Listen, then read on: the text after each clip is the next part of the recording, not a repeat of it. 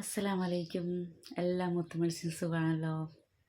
നമ്മൾ നല്ല വെറൈറ്റി കല്യാണം കണ്ട്, വെറൈറ്റി പെണ്ണാണല്ലോ കണ്ട്, ഇനി വെറൈറ്റി സേവ് ദ ഡേറ്റ് കണ്ടു നോക്കിയാലോ.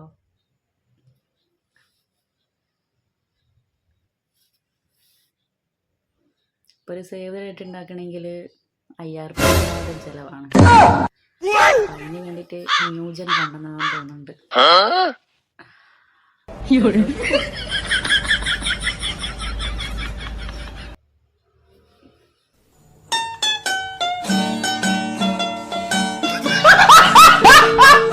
അല്ലേ, എന്നാലും കുറച്ച് മോശമായിപ്പോയി.